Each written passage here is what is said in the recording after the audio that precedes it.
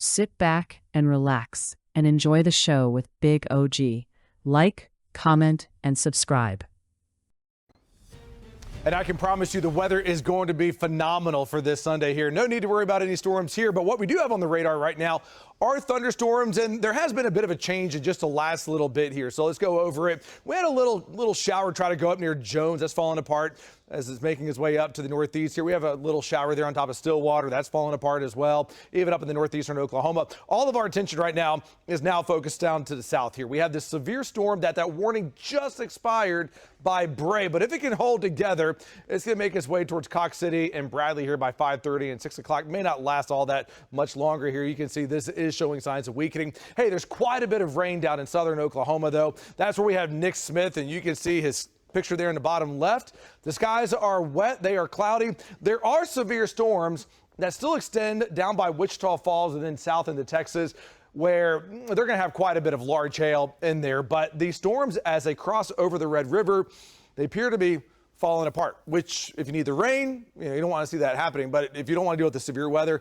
that's okay. By the way, this is an area that has picked up a tremendous amount of rain so far this month. A lot of this, a lot of us from Lindsay to Ada towards Seminole, 6, 8, 9 inches of rain just in the last 2 weeks here. So there is a tornado watch that is still in effect. Let me show you the tornado watch.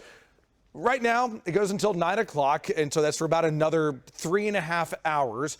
Our tornado index, if we can get a storm to remain isolated and long-lasting, it would have an elevated tornado threat. So it's not exactly a tremendous tornado risk out there tonight, but you always have to watch every storm system very closely. That's what we're doing right now, because after all, it is mid-April. Also, the threat in the strongest of storms up to golf ball size hail if those storms can maintain themselves, and winds over 60 miles per hour. So we do see at least a couple storms there between 7 and 7:30. We'll check on the intensity of these as they move up to the northeast between 7 and 8, but it looks like they'll be on a downward trend.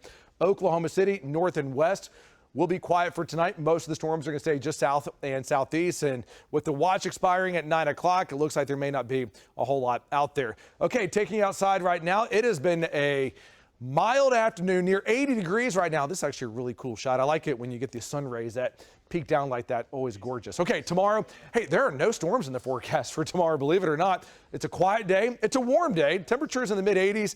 A little bit of a breeze, but not much. It will be hotter there up in northwestern Oklahoma. Now we turn our attention to Friday. And Friday, we'll see the last severe weather risk of the week. And it's a sizable one. North of I-40 enhanced. South of I-40, that's a slight. So 2 out of 5 risk south of I-40, 3 out of 5 risk north of I-40. And there will be a tornado risk. Right now, the greatest potential for tornadoes would be north of I-40. But we are going to watch 2 waves here.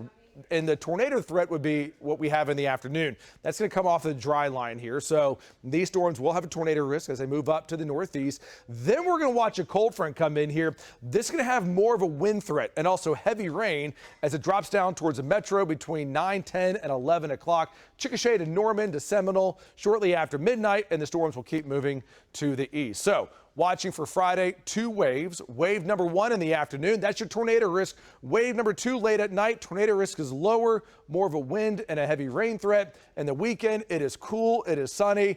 And based off of a lot of the emails we've been receiving, there's a lot going on outdoors this weekend. Weddings, prom, and hey, the weather looks great here. Sunshine, temperatures in the 60s.